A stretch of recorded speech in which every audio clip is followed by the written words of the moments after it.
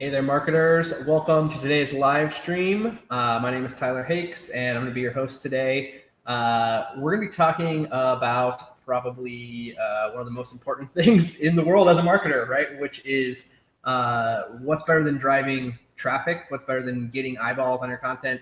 How about driving conversions, signups, users, revenue? That's ultimately the name of the game, right? As marketers, that's the work that we get hired to ultimately do, is to drive business growth. And so too often I feel like we as marketers, we get bogged down in looking at vanity metrics and traffic and keywords and the stuff that can be helpful and informative, but doesn't ultimately translate into revenue, right? So how do we think about revenue, signups, the metrics that really matter for the business? That's what we're going to be talking about today. We're going to be talking about the business of content marketing, and specifically talking about SaaS companies and how to use content marketing to drive business growth, signups, trials, and users. And so today we're going to be talking with a friend of mine named Josh Spilker. He is the head of marketing for a company called Friday. They're a productivity app and async operating system for teams. He's been working there since around the start of the year, and in just 5 months, he's been able to increase their signups by 300% from content. That's been primarily through content marketing and SEO. And so I'm super excited to dig into Josh's process, his strategy, and what he's learned in such a short period of time that has produced such amazing results. So if you're looking to increase the number of signups that you're getting, scale traffic, and also convert that traffic into users for a SaaS business, today is the session. So before we bring Josh on and reveal all of his secrets, I want to just do my normal pitch here. First and foremost, if you have not already, please like the video to help other folks find this session. Also, please subscribe to our YouTube channel. Of course, that helps us to get in front of other marketers. And we host live sessions, Q&As, workshops, all kinds of cool stuff with some super smart people about every 2 weeks. So definitely subscribe to the channel here and stay up to date on all of our upcoming sessions. And lastly, if you're not already a member of our community, it's called Topical. It's a free content marketing SEO community. We've got marketers, in-house folks, agency people, all kinds of different folks. So if you are interested in content marketing, you work in content marketing, you're trying to learn more or get into SEO, whatever it is, find our group. It's just here on the URL, yesoptimist.com/tofu, TOFU. It's a free Slack group. First and foremost, that's where we always promote these upcoming sessions. So if you want to know who our next guests are going to be, what topics we're going to be tackling, etc., that's where you'll find that information. We also have exclusive content inside the community. We host additional Q&As with guests and share exclusive teardowns and video and written content in there. So definitely check it out. You can meet a lot of folks. You can post jobs. You can find jobs. It's a great group there. We've got over 1,100 members now. So yeah, please join us at yesoptimist.com/tofu, top of the funnel, and I'll see you inside there. All right, so with all the pageantry out of the way, let's get into the session for today. So I've already introduced Josh. He's our guest today. He's the head of marketing at Friday. And without further ado, I'm going to go ahead and add him into the stream, and we'll kick things off. Hey, Josh, how you doing? Hey, everybody. Hey, man, welcome to the stream. Thanks so much for joining us. How's your week going? Pretty good. Busy. Kids are out of school still, so still juggling all of that. Yeah. The perpetual parenthood marketer. Right. Cool, man. Well, thanks again for joining us. I'm really excited. I know this is a hot topic for a lot of folks, and of course, doing content marketing and creating really good content is one thing. Getting traffic is another thing, and then driving conversions feels like its own separate nuance. So I'm really excited to learn how you've sort of connected all those dots and had success so far at your new gig at Friday. Before we jump into the details, just to give everyone a little bit of background on you, Josh. So I know we've known each other for several years now, and I know in addition to your work at Friday, you have worked as a content and SEO consultant. You've worked at companies like Topical and ClickUp and WorkZone. I think I sense a little bit of a theme there. So just thinking about your background, how did you get into the world of content marketing? Yeah, great question. First, I started out in like kind of normal editorial journalism type roles, and then I moved to like an advertising agency for a while, and then jumped in house at like a healthcare company, and was just really kind of a general marketer type thing. And then I found a book about like growth hacking and content marketing and things like that, and just started really getting more interested in the role that content played. And so at the time, I was kind of doing copywriting, ads, like email nurturing. And then I was like, I really want to invest more in content marketing and SEO. And so started working on that. Then went to WorkZone, was able to go to ClickUp, which is now a unicorn company, but I was I think I was the only marketing hire at the time and really helped set the content strategy for that. And then Topical, and now I'm over at Friday. So that's awesome, man. Yeah. I feel like that's such an important distinction as a marketer or as a content person, right? It's like a lot of us come from a background where we have done writing of some kind, and maybe we've done a lot of different types of writing, and then at some point we maybe have to decide if we want to specialize a little bit more specifically in content or direct response or whatever. What was it that drew you to content marketing? I had always enjoyed writing, and I knew that writing was a huge part of content marketing, especially 6, 7, 8 years ago, and obviously still is, though the channels have definitely changed. And so I was like, what can I really do that I enjoy? And that was, I'm a better long form writer than I am like a snappy copywriter. And so I was like, where can I use that skill in kind of a business marketing sense, and really saw the opportunity around content marketing instead of just, going back and forth with CEOs on taglines all the time. It was like, let's try to get leads in a different way. Let's try to do marketing in a different way that maybe fits my strengths a little bit better. Yeah, that's an important career moment, is when you sort of figure out what those strengths are and then sort of lean into them. Yeah, for sure.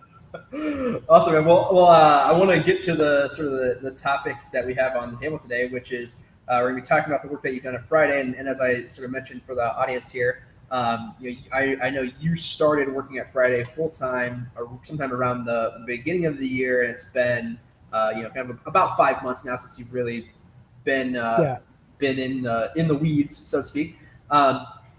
So I'd love to just back up, and so what we're going to be talking about today is sort of what has led you to this point where you've been able to increase conversions from content by about 300%.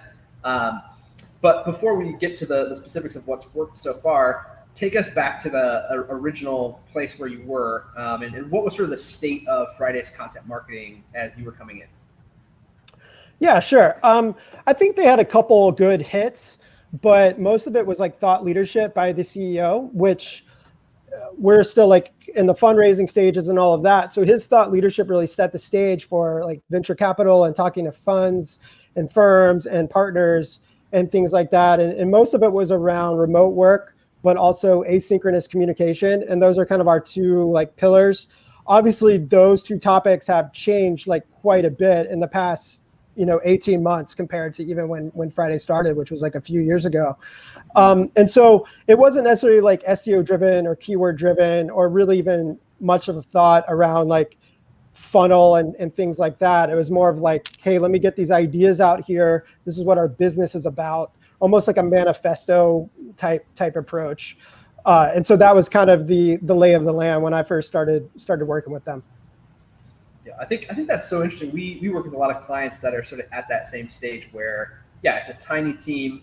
They've just raised some money and now they're looking to scale, and they've got kind of this cache of content that often comes from the CEO or like some executive leader, and it hasn't really been an acquisition driver. But what I always find is that it sort of sets the stage for the topics that you really want to own and you really want to talk about. I'm guessing that's probably how you sort of viewed it too, right? Is sort of taking that and then saying, okay, if these are the topics we want to talk about, then how do we map that to an actual keyword strategy?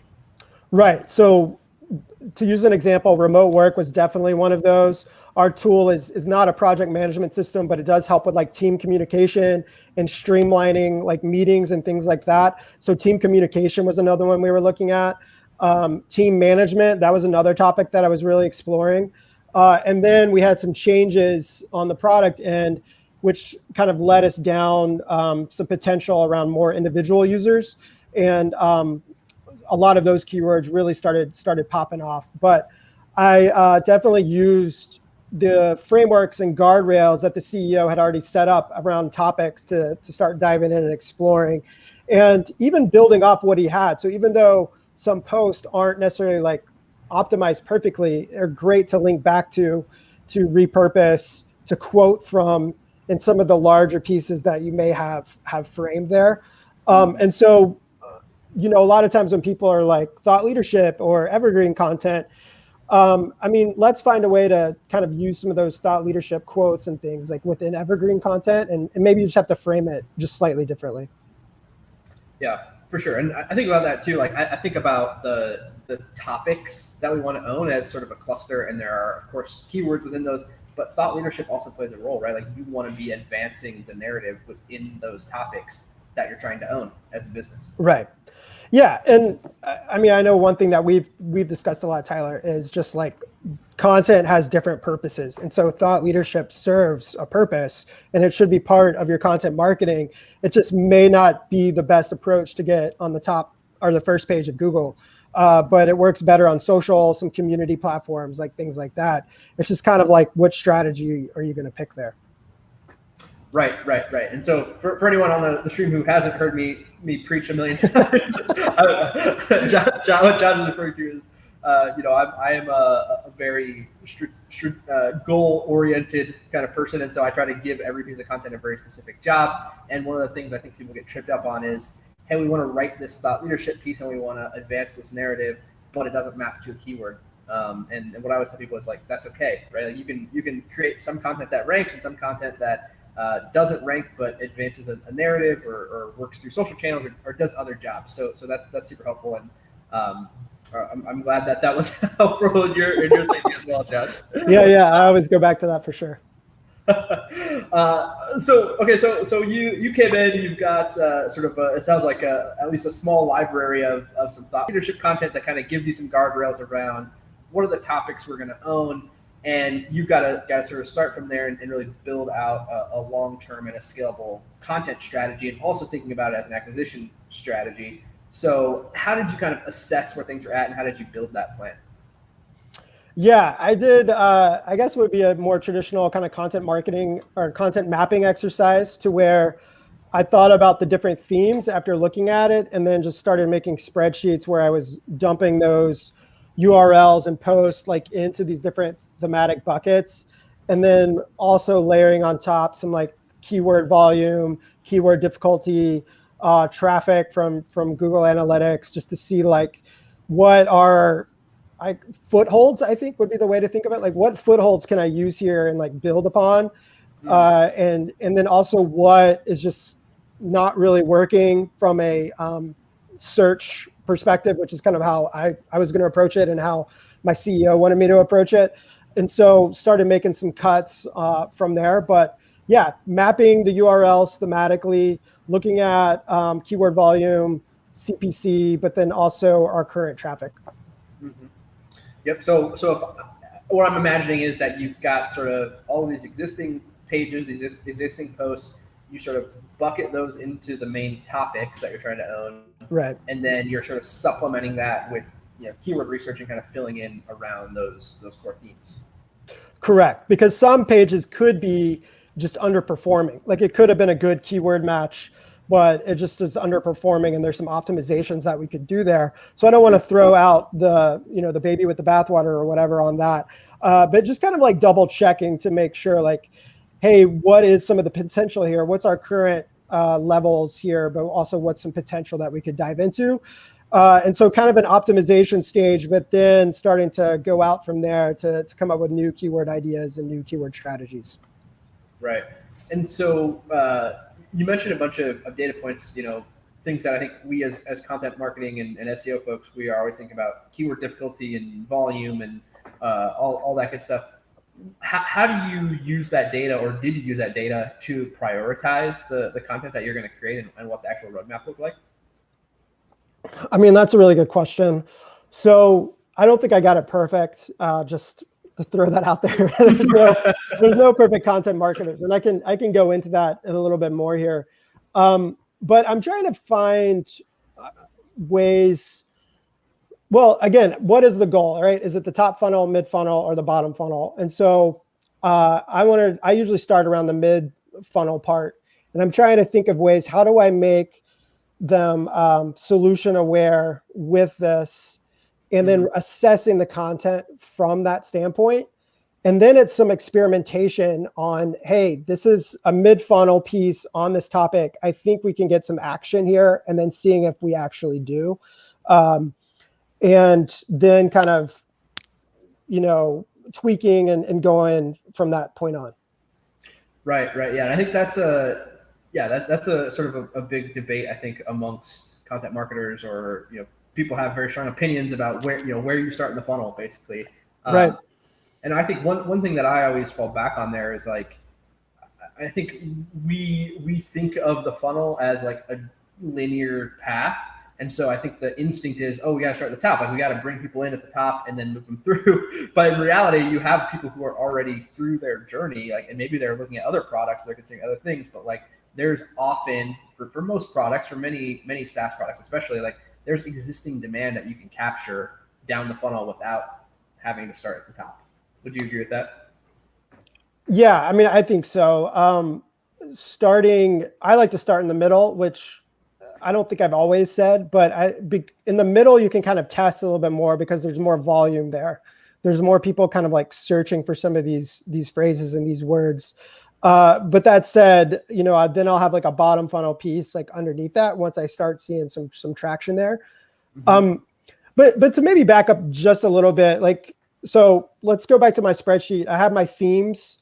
And so what I wanted to do was I started with one theme and then wanted to build the funnel out from there and kind of assess that. So I started with like a mid-funnel piece or several mid-funnel pieces on a theme, then would add like the bottom funnel pieces, and then reassess the top from there. So it's kind of like middle, bottom, and then to the top. And I think problems I've run into as a content marketer in the past is I would just like jump around from a lot of different themes. And if you would see my blog output, you would probably think there isn't a plan. He is just jumping around from topic to topic. Right. But I mean, sometimes that's like production issues. But what I was trying to do was, on paper at least, take one theme at a time, see if we had some traction, put a good number of pieces out. I would say, maybe half a dozen, and see where we got with that. Because then you kind of create that, topic cluster, for lack of a better word, around those certain themes and see if that works out for you. I think that's a brilliant approach, and honestly, that's been a shift for us at Optimist and how we've worked with clients, is that we sort of take that approach now, where rather than saying, okay, here's our list of 500 keywords, let's prioritize this list and just work through them no matter what the topic is. Instead, we take that list first, and we, as you said, we sort of cluster it into a theme around a core topic, and those topics might be 5 or 10 different posts or keywords that we think fit into that topic. And then we'll prioritize by the topic. So we might have 2 or 3 topics that we're working through in parallel, but our goal is to really own that topic. And so we want to work through each of those pieces within that theme and then move to the next wave. Is that kind of how you've approached it as well? Yeah, I would say so. And then I would say within those themes, that's when I start prioritizing the keywords based on volume, difficulty, usually, CPC, cost per click in there as well, to see like, hey, which of these words kind of have the more conversion potential, which words are kind of more top funnel, which words are more kind of mid funnel, and then breaking those down per topic before moving on to the next one. Yeah, that's that definitely mirrors our approach. So let's get into the weeds a little bit here and just kind of define some things for folks. So sure.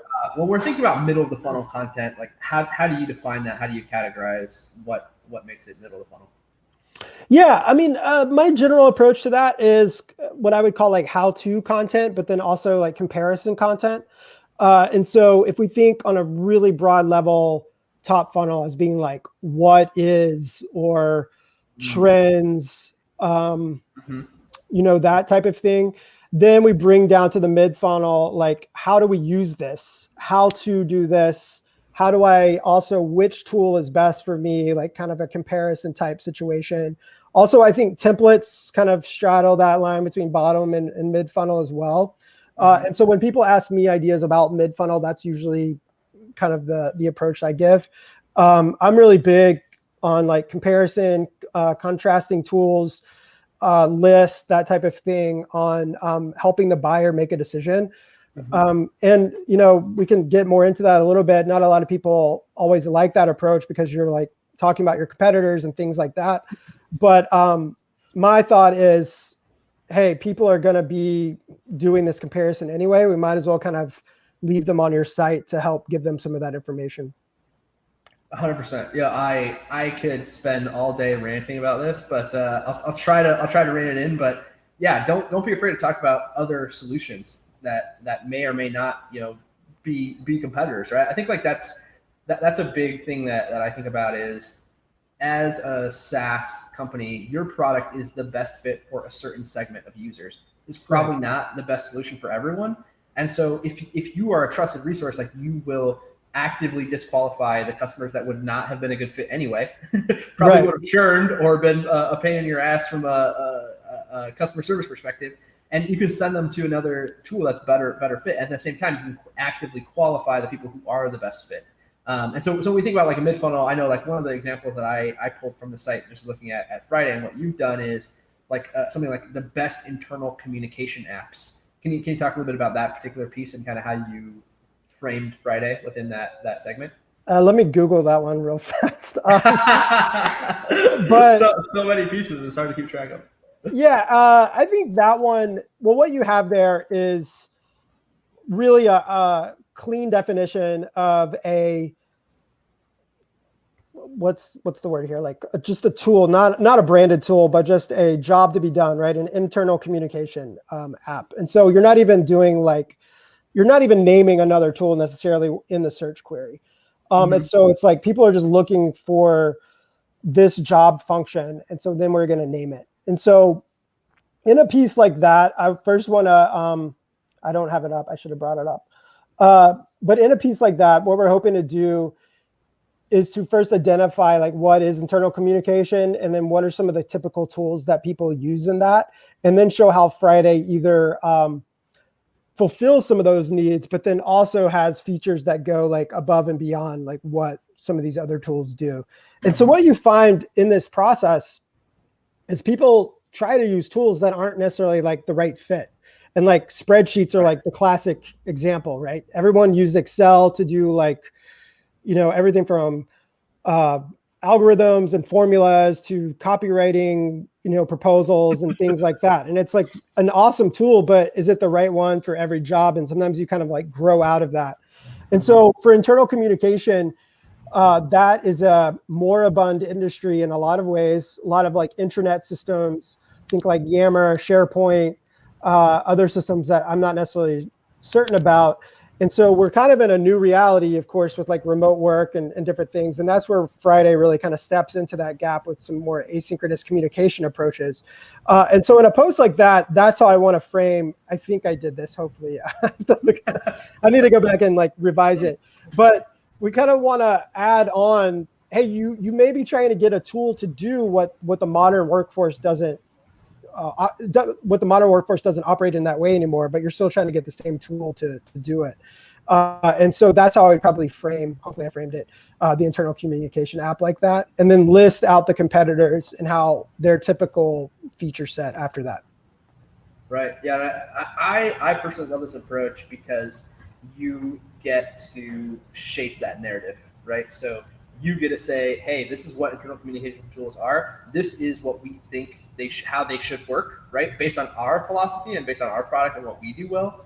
And then, yes, you probably do have to mention competitors in order to rank. And by the way, we could maybe get into the details of that later. But but you get to sort of say like, here's what they do well, but here's where they're lacking, or here's why we think they don't quite get it as well as we do, right? And so you really shape and craft that narrative in a really compelling way. Yeah, for sure. And I mean, Friday kind of planted its ground as like a remote first asynchronous operating system, and we can be used in more of a typical office environment. But if somebody has a really important value for that, then we kind of meet that need. But if they don't, then we're kind of disqualifying them, from the get-go, like we were discussing earlier. Yeah. I think the other thing to keep in mind here is like a lot of people, and especially in sort of the SaaS world, like you've built this tool and you're sort of trying to create a category in a lot of cases. Like we work with a lot of clients where they're like, hey, we're the only one that does this, or we're like unique for this reason, and we want to be known as this very specific type of thing that maybe people don't know exists, right? You're doing some kind of category creation. And I think that's the case a little bit in Friday's case. But what you get to do there is you get to capture these people who are, first of all, you have to reframe that a little bit into the language that the potential user is actually using. Like, what are they looking for? And then once you get them to your site, then you can say, oh, but what you actually need is this other thing, right? And this is correct. This is where we're sort of creating that category. Yeah, we're like moving the category forward in these ways. And I mean, we can call it redefining and building a new category, but it's also like, here's how we're kind of changing what's already there, which helps people grasp on to what it is a little bit faster. Right. It's like that sort of that classic, like the Henry Ford quote, right? It's like people would always ask for like faster horses. It's like, well, from an SEO perspective, like you have to optimize for faster horses, and then pitch the car. Like you can't, like that's how it works, right? Yeah, I mean, I guess you can list out the fastest horses and then put the Model T at the top. Yeah, right. I mean, but the point is like when you're thinking about SEO, you have to think about the way that users are currently searching and what they're currently thinking and what language they're using, rather than what you want them to use. Yeah, I mean, that's a really good point, I think, because sometimes the narrative that your CEO is putting forward may be a little bit different than what your content marketing posts are going to be all of the time, right? And so like your brand story is not necessarily going to be like best internal communication apps for us, even though we do kind of meet that. And so as a marketer, we do have to kind of find that fine line of like, hey, what's our branding saying here versus like what are users searching for, and find a way to meet in the middle. And sometimes that's easier said than done. For sure. Yeah. I think that's always a professional challenge, but yeah, I think that's the way that I think about it is like, how do I get in front of the people who are going to be a good fit for our tool, and then how do I sort of redirect their thinking towards our solution if they're thinking about the solution in a different way, basically. Yeah, for sure. That's insightful. So going back to the overall strategy, I guess we could sort of dove deep into the middle of the funnel there, but which types of content have been most successful for you specifically in terms of driving conversions? Yeah, I mean, we get a lot from the middle funnel content for the pages that do rank, say, in the top 3 of a page, and we probably have maybe 5 to 10 of those posts right now that are doing really well. And then the secondary thing that I really started trying to do was add bottom funnel, like product landing pages for specific queries. So I don't know if I have this on this internal communication example, but we'll use it anyway. One thing that I've done with some of our other pages is I created like a Friday landing page just about internal communication. And so we have this kind of middle funnel post, then I would link them out to this deeper bottom funnel post. And we saw a lot of conversions after that as well. Because and maybe content marketers have been doing that for a long time, but what I did in the past was I would just link out to like our sign up page, right? Because you're like, hey, that's where the conversions are going to happen, or the pricing page. But there's like a little bit of friction there, I think, especially if your tool does a lot of different things. So I'm running posts about planners, team management software, internal communication, intranet. Our Friday solves for all of those things in a different way. But if I just throw them onto the user sign up page, without really framing their expectations, like I've seen the conversions not be as good. So we're having some people convert like right off of the middle funnel page, which is an overlooked part, I think, of middle funnel content. And the same thing happened at ClickUp, especially for sure, as I saw tons of conversions off of middle funnel posts. So the step I've gone a little bit further is then for people who are interested, when I link out to our product, I'll link out to these deeper product pages that are specific to that query. So I have a lot on those topics, and then so I see people converting on those pages. And then what's been interesting in our industry, at least, is I'm also seeing those product pages rank pretty well in the SERPs for those queries. And it may just be the way that our SERPs in the industry are currently kind of formulated and kind of what's more popular, but product pages are ranking pretty well.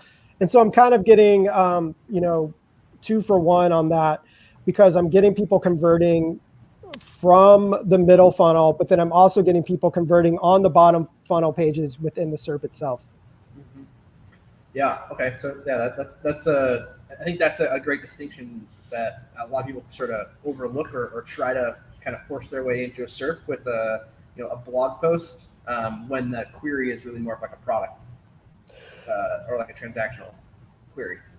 Right. And it totally depends on the SERP. I do think I always had a mindset that, hey, I'm going to write a great blog post about this, even though the SERPs may be going in a different direction. And honestly, part of that was just the way my teams were set up. Whereas like I had more control over blog content, but I didn't have any control over product pages. At Friday, partly because we're like so small, but also I was like, this is what I want access to. I want to be able to create these product pages really fast. We were able to do that.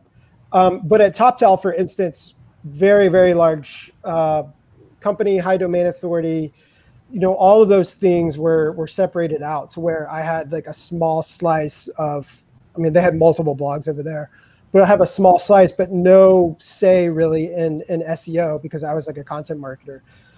But all that to say is, really think about the SERPs and how you can kind of bridge those two together. And maybe you do have to like separate it out on those different teams. But we're finding a lot of success in just creating some product pages as landing pages that are also ranking pretty well. Yeah, that's super helpful. So just to go back to your kind of example, so if make sure I'm understanding the sort of the buyer's journey correctly here. So you're building a post that's, let's say the best internal communication apps. Someone's searching, so at this point we're saying they're sort of middle of the funnel. They're generally solution aware. They've probably done some research. They've said, hey, we need a tool or an app to help us, facilitate better internal communication or whatever, right? And so they're researching the category. They're typing in, internal communication apps. They come to your site. You guys rank number 1. That's great. Within that post, you are sharing with them. First of all, you're sort of defining and setting up the problem and sort of segueing into the solution, and then you're introducing the product, right? So you're saying, okay, now here's why Friday is great as an internal communication app, and then you're also mentioning some competitors. But Correct. Then from there you're driving them to a sign up page where Friday is specifically positioned as an internal communication app.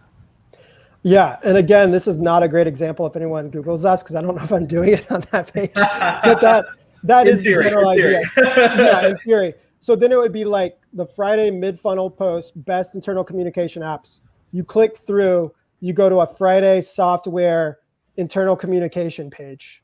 Yes. That then has our details about how we solve and improve on internal communication.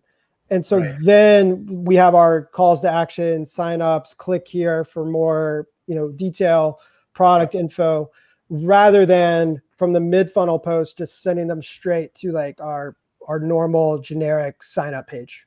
Mm-hmm. I love that. Okay.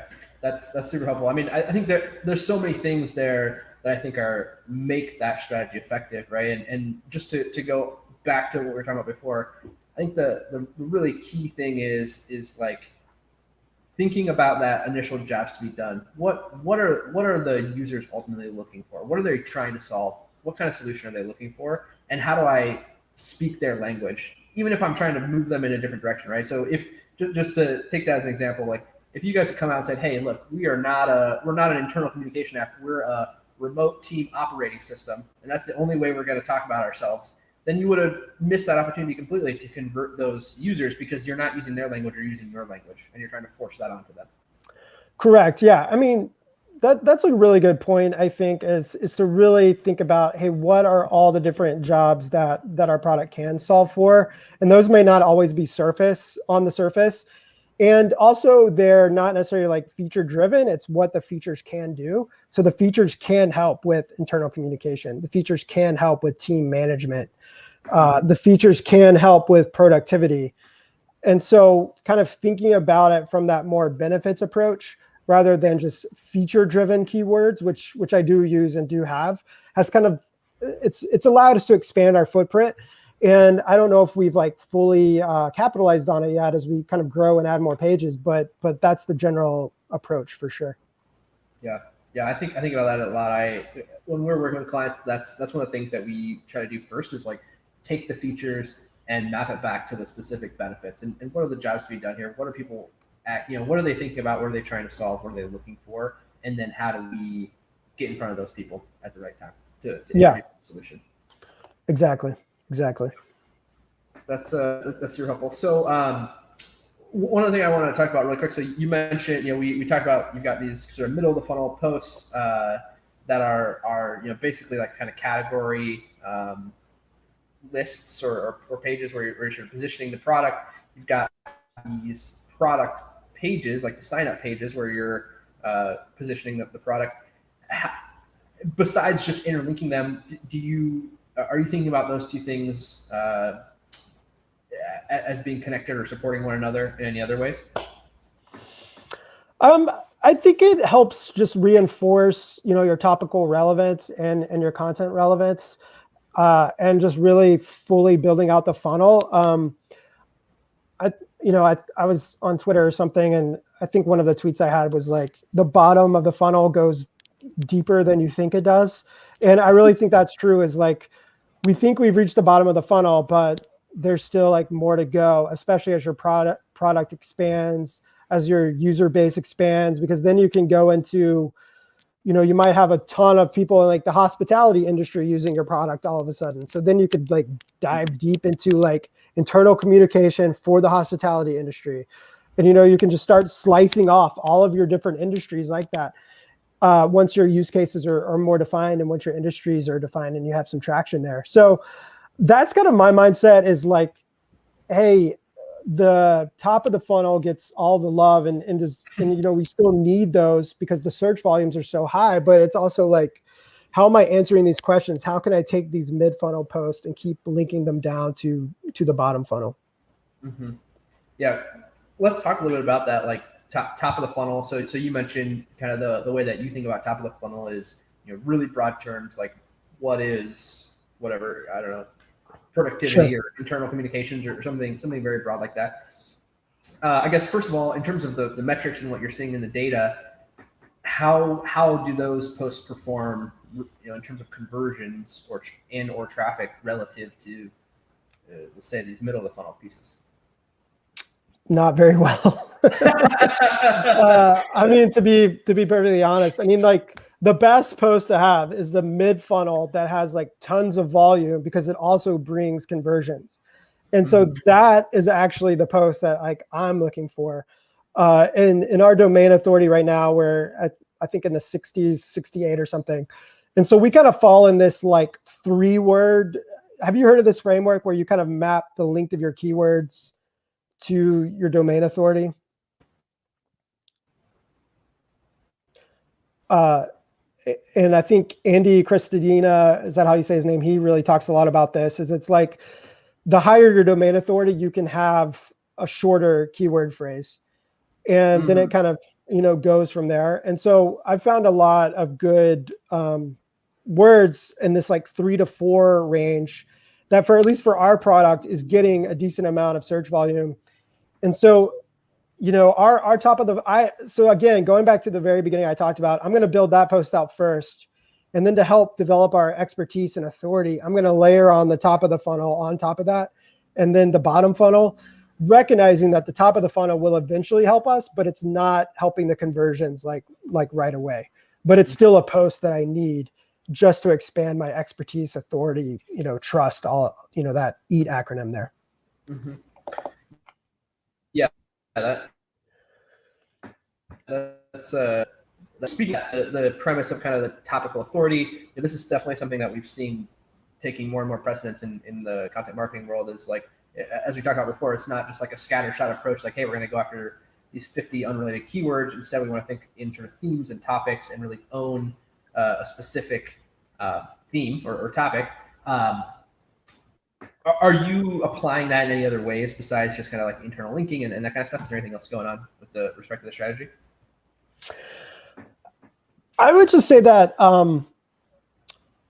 even if there's no keyword volume there, like a lot of times these words can help you and these pages can help you. And, I think the traditional idea of like land and expand, where you have like this very broad base of words that you're going after, I like to think of it more as, I said staking out real estate, but the more I started thinking about it is it's like, what are you actually building upon that land? So it's really nice if you have like all these vacant lots, like in your city neighborhood, but then the value actually goes up like once you put a house on that, right?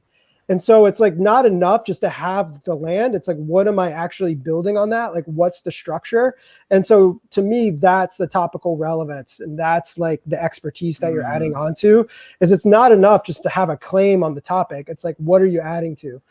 I'll give an example, which is I'm still kind of in the works. But when I first came to Friday, we were ranking, I think, number 3 or 4 for asynchronous communication, which I mentioned at the top was like a really, really big word for us. And I think we're down to like number 6 or something now. That post gets decent traffic, very little conversions, to be quite honest. But it's still a very relevant topic for what we're doing. And we want to be there when people are searching for that because of the longer tail, all those things. And so what I decided to do, though, was build out some other posts about asynchronous tools and then asynchronous meetings. And I think I had another post on there, too, to where even though we captured a lot of this in the initial post, I wanted some other supporting posts to like kind of branch off of there. And so I use those posts. We see a few more conversions off of those posts, but it helps us not just have the real estate around the keyword phrase asynchronous communication. It helps us start to really be known for that topic. And that's a topic we can still be known for in the future. It's something my CEO writes about quite a bit. So we have that thought leadership aspect too. And so I'm not quite sure what the long-term payoff of that is necessarily going to be, but I know it's an important issue for the long-term health of our business. Yeah, I think that's super interesting, and that's the reasons why I'm kind of drawn to the idea of like topic clusters and how we build some of this topical authority, is because there's sort of like the nebulous benefit of this that I think you're sort of touching on there, which is that like, hey, somewhere in their journey, somebody's going to search for this like very broad keyword and they're going to like land on our site, even if they're not going to convert, like they will have known about us or they'll have learned about us. And that's kind of like I think that's like a way that content marketers thought about the value they were creating for a long time, right? Is that like, yeah, like as long as we get in front of people, like eventually it'll pay off, and it was this very like sort of nebulous thing. And there is some value to that. I think like there's some brand value and some other things that come out of that long term. It's really, really difficult to quantify. Is the challenge, of course. But then what we're seeing now is that there's actually more of this like I would say like tactical value, which is that like you can see that if you have started to rank for a high volume top of the funnel term like asynchronous communication, and then as you said, you sort of build out from there and you move down the funnel, you can actually see that you will rank. Generally speaking, you'll have an easier time ranking for those keywords that will convert into actual signups and end users. Yeah, correct. I would say too that one thing I gets lost in content marketing is there's different seasons for the types of content. And I don't just mean like seasonality. I guess I mean more like life cycle stages, right? So when I was brought in, it was like, hey, let's get conversions. And then as we start to like solidify a strategy, then we can start layering on some other like top funnel posts to start giving us that expertise for maybe a bigger payoff like down the road. And I think that's really important for content marketers who are starting out at a company or whatever company trying to get their foothold in content marketing. Hey, there's different stages, there's different life cycle stages to this. And it would be awesome if you owned, the word healthcare one day, just use like a huge word. But that's probably not going to be tomorrow. And you probably shouldn't like start by trying to pursue that word. But one day that will be really beneficial to you. In our case, it's more of like productivity and communication, team communication, like words like that. And so eventually I want to get there, but I'm not there yet. And there's some other things I can focus on until I get to that point.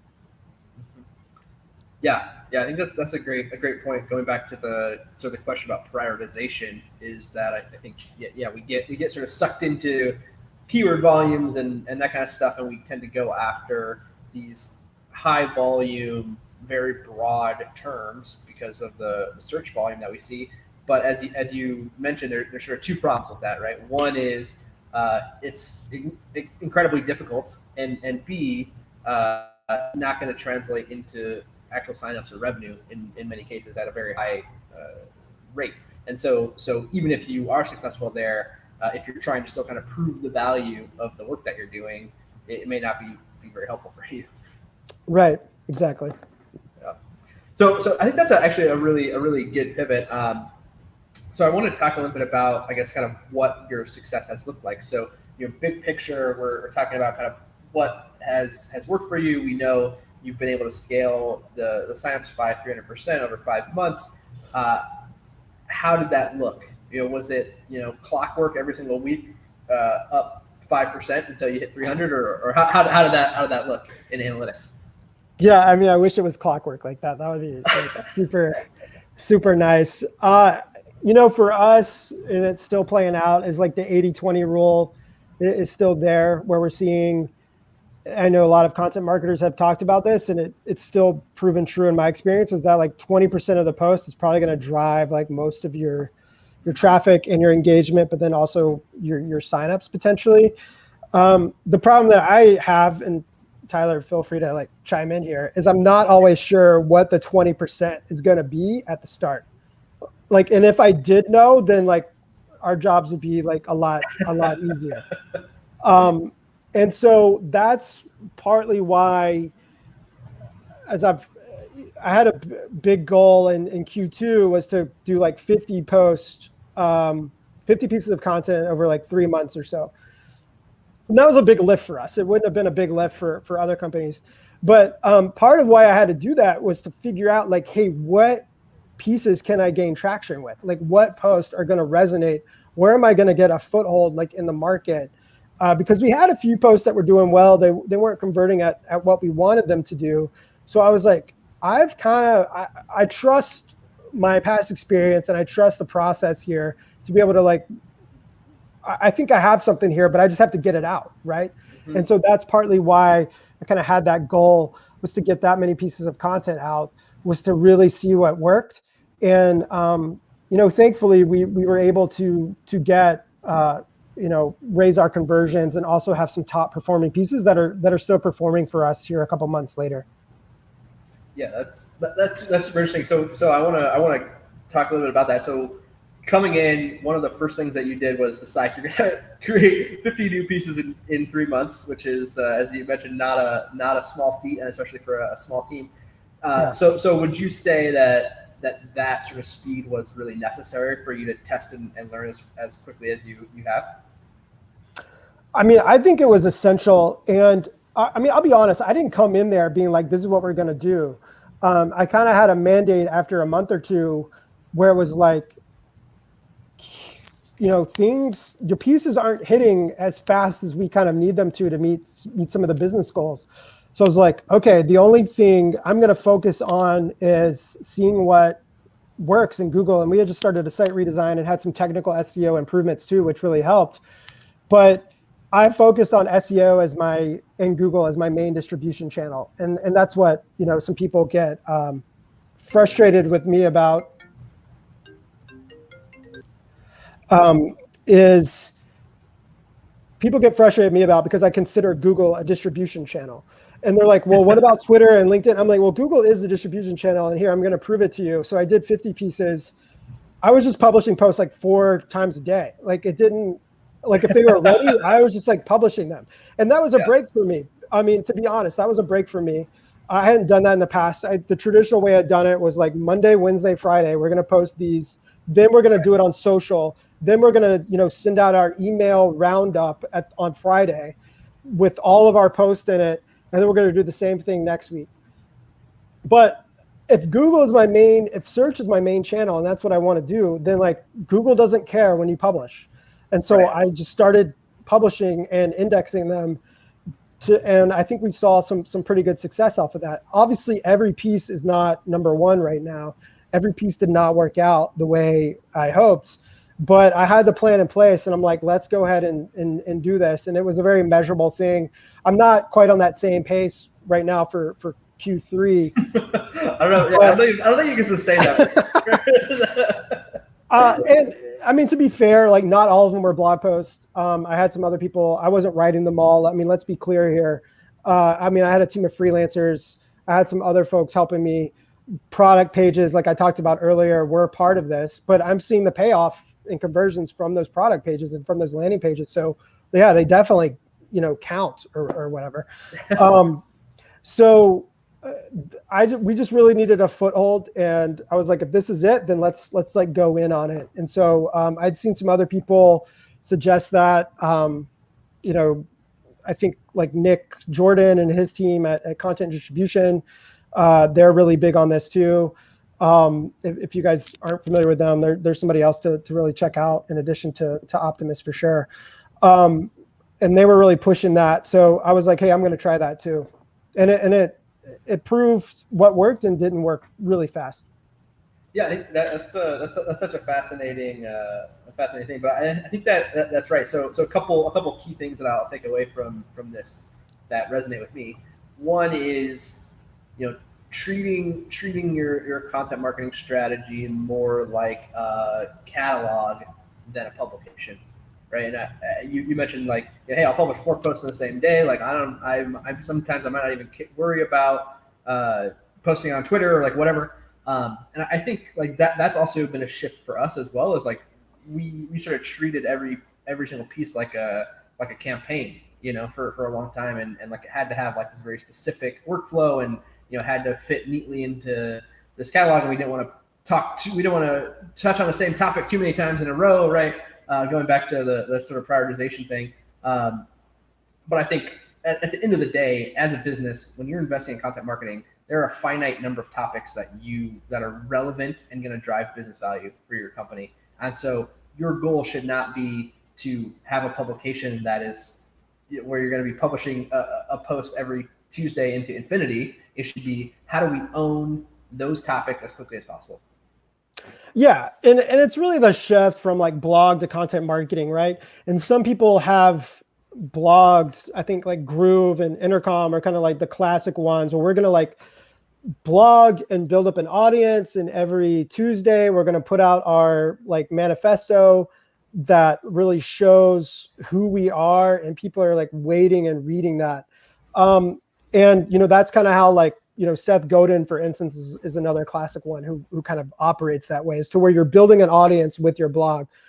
And that's still a way to go. I just wouldn't expect as much like search results from that and conversions from results on search from that.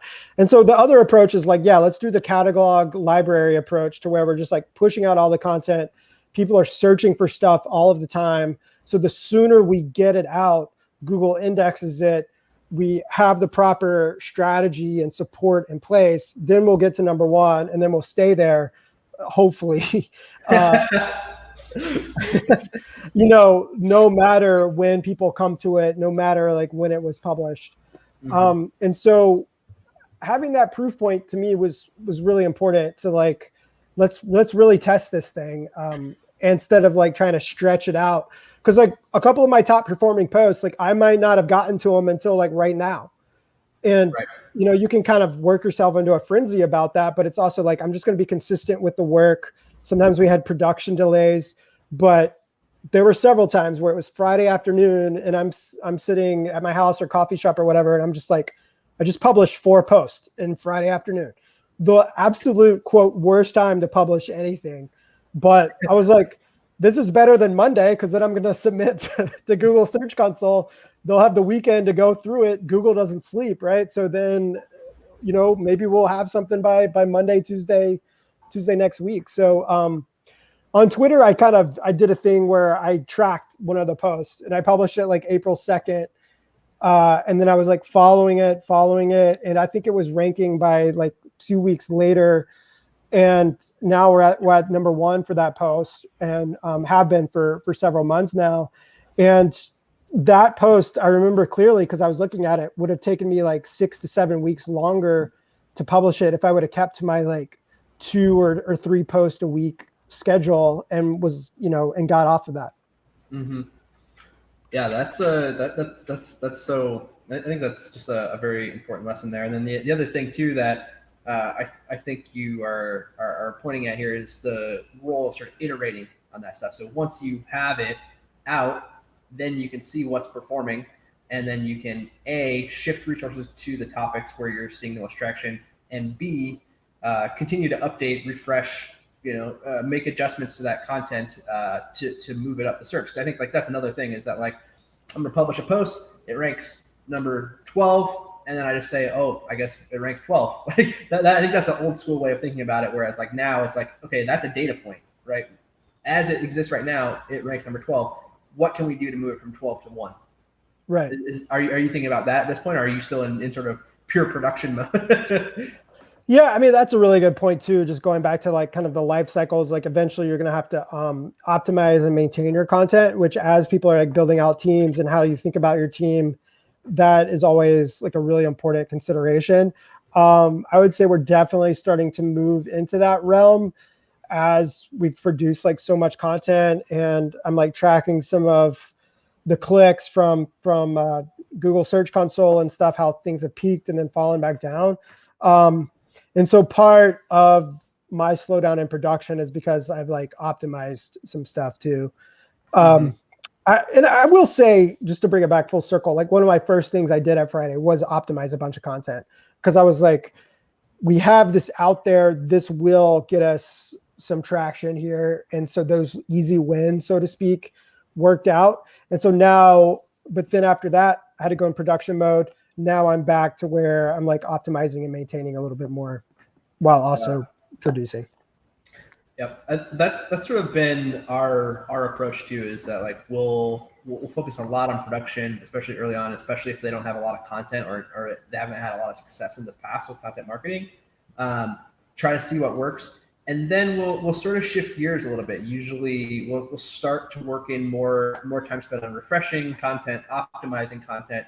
Again, really starting to focus in on where we're seeing traction, where we're seeing results. And I think that's a shift that content marketing, content marketers in general are going to be seeing, is that the skills to measure and evaluate and then maintain content are going to become increasingly more important, because it's just getting more and more competitive. So you've got to sort of reinvest in that content you've already made. Yeah, and of course it like constantly changes. There's more expert quotes you can add. There's more tools that are being added.